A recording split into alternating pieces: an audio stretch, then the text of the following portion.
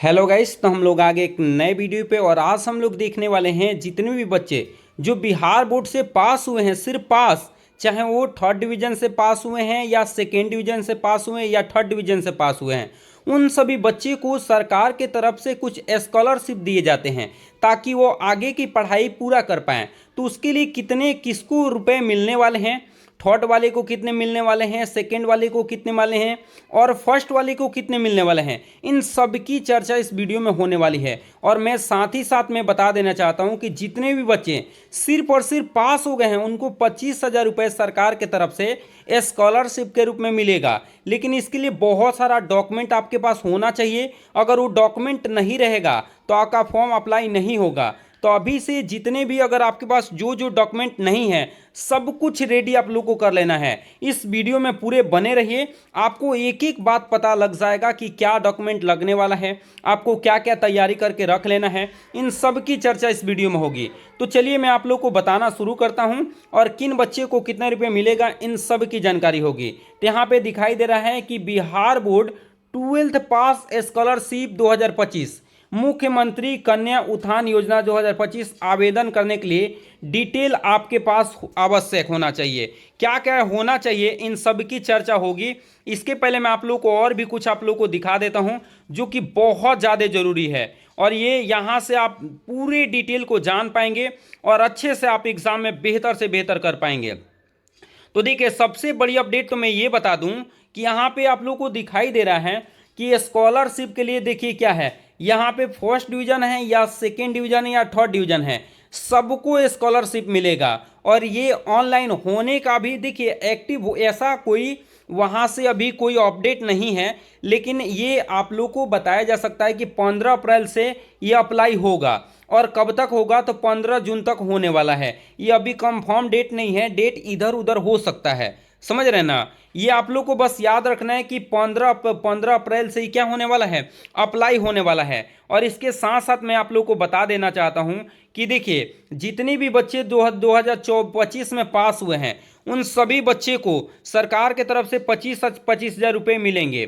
और देख लेते हैं कि डॉक्यूमेंट क्या क्या लगेगा। देखिए आपके पास क्या क्या डॉक्यूमेंट होना चाहिए जिससे आप अप्लाई कर पाएंगे और 25,000 रुपये स्कॉलरशिप जो मिलता है वो आपको मिल पाएगा। तो सबसे ज़रूरी आपके पास आधार कार्ड होना चाहिए। सबसे ज़रूरी क्या है कि आपके पास क्या होना चाहिए, आधार कार्ड होना चाहिए। और आधार कार्ड में क्या होना चाहिए, देखिए जो आपके मार्कशीट में जो डेट ऑफ बर्थ दिया गया है, जो डेट ऑफ बर्थ जो है मार्कशीट में है सेम टू सेम वही डेट ऑफ बर्थ आपके आधार में भी होना चाहिए। इस बात को ध्यान रखिएगा। बहुत सारे बच्चे का क्या हो जाता है कि मार्कशीट में कुछ और डेट ऑफ बर्थ है और वो आधार कार्ड में कुछ और रहता है। तो अगर ऐसा है तो आप अभी सुधार करवा लीजिए, अन्यथा आपको स्कॉलरशिप नहीं मिलेगा। ध्यान रखना है। तो आप अगर आपको ये मिसमैच दिखाई दे रहा है तो सुधार करवा लेंगे। और दूसरा बात ये भी आप लोग को ध्यान रखना है कि अगर आधार कार्ड में नाम कोई और है और आपको मार्कशीट में कोई नाम और है तो आप ये भी सुधार करवा लीजिएगा। नाम भी मिसमैच नहीं होना चाहिए और इसके साथ साथ आप लोग को डेट ऑफ बर्थ दोनों सेम रहना चाहिए, मार्कशीट का भी और आधार का भी दोनों सेम रहना चाहिए। इस बात को याद रखिएगा।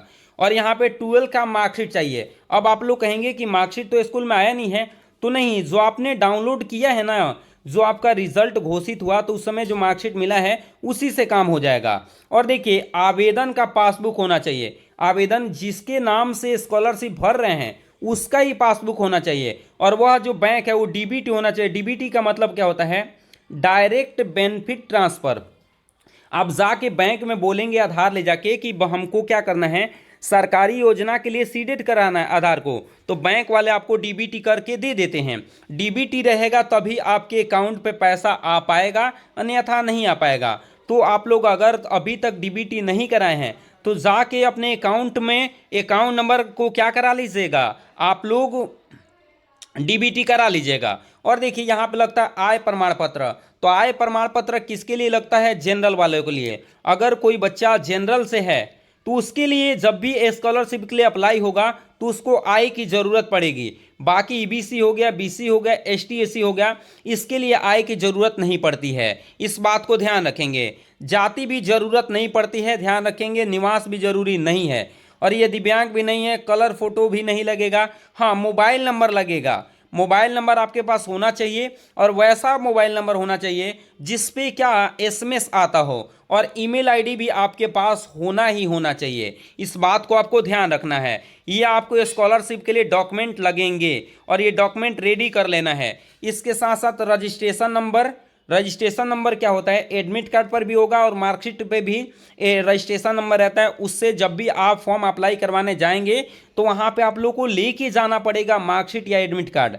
और स्टूडेंट का नेम मैंने बता ही दिया कि आधार पे जो होना चाहिए, बैंक अकाउंट पे भी वही होना चाहिए और सेम वही मार्कशीट पे भी होना चाहिए। फादर्स नेम भी आप लोग को अगर मिसमैच होगा तो देख लेना है। डेट ऑफ बर्थ तो बहुत ज़रूरी है, आधार का भी और मार्कशीट का भी, और टोटल मार्क्स, और ये भी देखा जाता है। और आधार वेरिफिकेशन में आपको ध्यान रखना है कि नेम आपका सेम होना चाहिए, जेंडर, मोबाइल नंबर, ये सब कुछ, मतलब कोई भी मिस्टेक होगा तो आपको पैसा नहीं मिलेगा।